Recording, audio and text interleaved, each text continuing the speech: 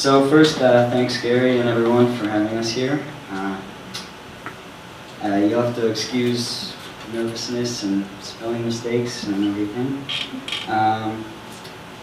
So basically, I started tracking my life in terms of recording purchases and consumption about 5 years ago, and a lot of that data is right here, which is kind of hard to see since you can't see the titles at all. And it's yeah, I quit drinking alcohol, so at 2009 the total was 0. I started very broadly, and I started narrowing down to very fine categories. So it's broken down into food, which is into bread, candy, cookies, chips, whatever, and then even further down to fruits, each individual fruit. And I have that data for the last 3 years or so, and it's just getting more and more broadly Are the receipts automatically scanned, or did you put all I take every receipt at home and I input the data one by one. And you kind of have to do that if you go to farmers markets. They don't give you receipts, so you have to go back and you put it in.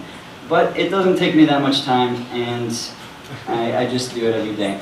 I also have consumption of gasoline, which I record by hand, by receipts. I record the price and the amount, and I have that data back a couple years. My consumption of water, alcohol, tobacco, everything of that sort. I started to get to a point, though, with this data where it's interesting to look at it, and I've gleaned some pretty interesting things from it, which I'll go through some in a bit, but I got to a point where none of it really meant anything to me. I could look at this data, and it just, it was just data, and I wanted to integrate it with the rest of my life, and that's when I started making charts. So this big one here is really my first shot, and I threw everything in there. I wanted to get my entire life onto a chart.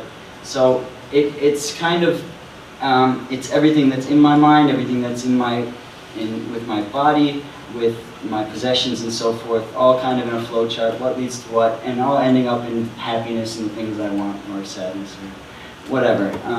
Some of it's quantified, such as the purchasing data I can represent by the widths of lines and so forth, but a lot of it is just kind of anecdotal, and it's cause and effect. So I wanted to mix the quantified data with things that really matter to me and just get a big picture of how my entire life looked. After I made that one, which is I just kind of did on the fly, I started breaking it down a little further, such as this body cycle right here. It kind of represents everything I know about my body. I know doctors know a lot more, but when I think about my body, this is really, that's all I know, and it gives me an idea of what goes in and what goes out, and so forth. I have some other ones, a garden. This is representing my garden. I have chickens, and how everything kind of works together. And these, I imagine these kind of dropping into the bigger rubric of my entire life at some point. So this is an ongoing process in that respect. Let's see, why do I do this? That's a pretty good question. Basically, I got to a point in my life when everything was just really complex. I had a lot of projects going on, and I wanted to start recording it. So as I did it, I started noticing trends and gaining a perspective of everything in my life. Another way recording at least supplements my memory, which I imagine will go away at some point. So I wanted a way to supplement my memory as to what I did in my past. I also record media that I like and so forth. I've got a bunch of that here too. I'm into self-sufficiency and my impact, so seeing what actually is required to run my life is another part of it. And charts are kind of like art, and I think I was trained as an artist, so I might go in that direction. Let's see, in the future, what I plan to do is bring together more bits and pieces, integrate more parts of my life in relation to society and nature and so forth, but also down to a finer grain. Create some sort of framework that can be built upon. Things actually are not just loosey-goosey and they can actually be built upon and expanded. Improve my technology, which is now pencil and paper mostly, and Excel spreadsheets, which is pretty horrible, but it allowed me to kind of do things very loosely. And I also think integrating charts into our life is a really important thing. Charts and data in a seamless way so that our to-do list becomes what's going on now and then things we need to remember in the past. I think that should all be integrated into our life. I think seeing charts like this give us a good picture of what's really involved in our entire life, what we care about, and lots of other charts that I don't need to go into all. So just a few bits of data I picked out that I thought I would share that I've gleaned from the information that I've been collecting. I thought it was very interesting. I'm very, the amount I spend on things is actually almost the same year to year. Some things vary vastly, but fruit seems to be, I spent $192 on fruit for 2 years in a row. I spent $200 on organizational supplies, which is like bins and file folders and things. So I spent more on bins than on fruit, which, clothing, $250 is our averages, vegetables, $300, cell phone, $1,000, all my food together, $2,200 on average, water, $200, cheese, $120. I'm from Wisconsin, so cheese. What's that? I get cheese then. Yes, sir.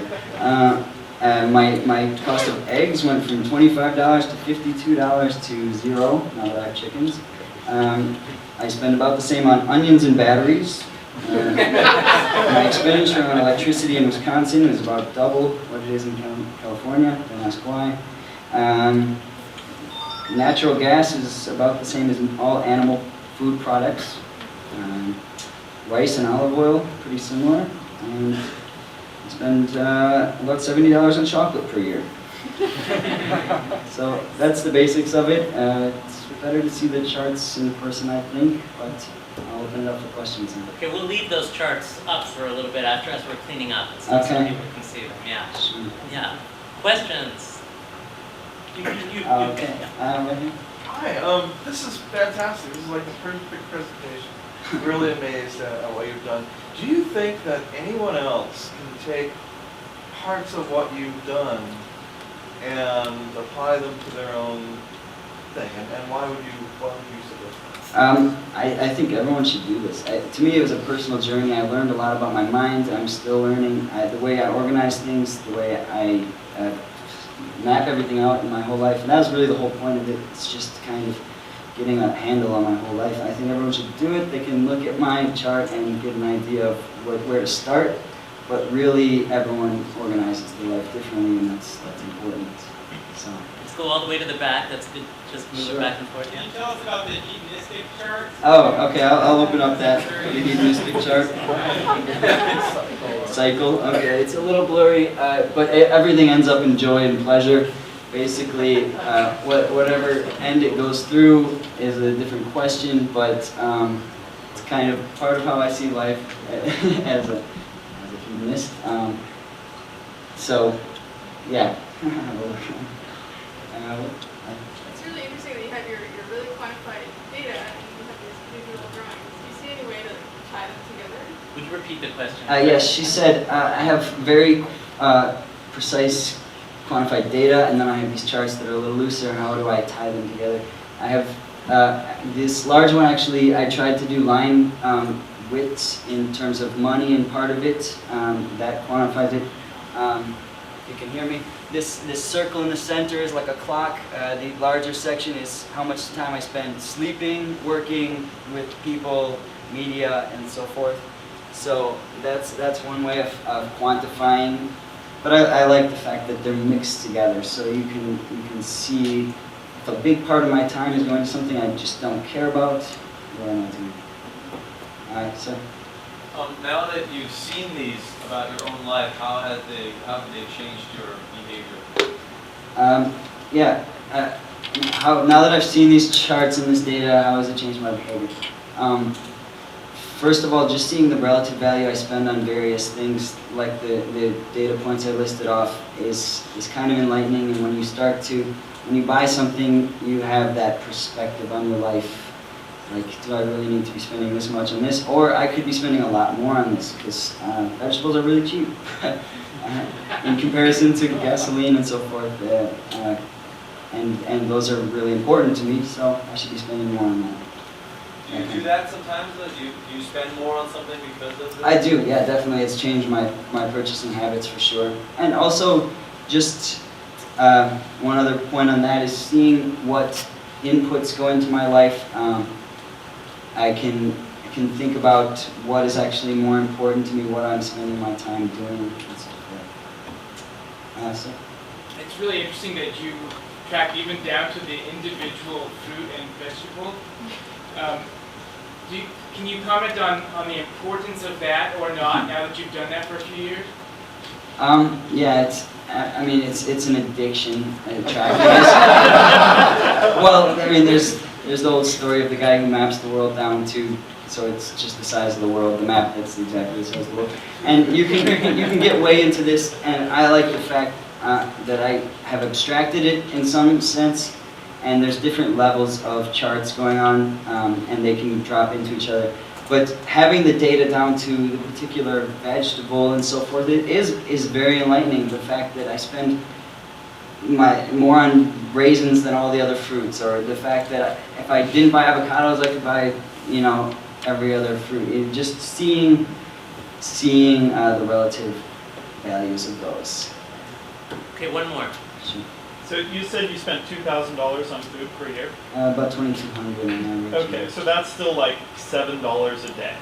How the hell do you do that? The garden helps. No, Okay. I cook most of my food, and I grow a lot of it. I don't eat out much, and yeah, so I eat really, really cheaply. People buy me meals sometimes too. That goes into a different category. So we all have to do this ourselves, because a lot of it is personal to me, and it's not going to transfer to you all. Thank you. Okay. Thank you.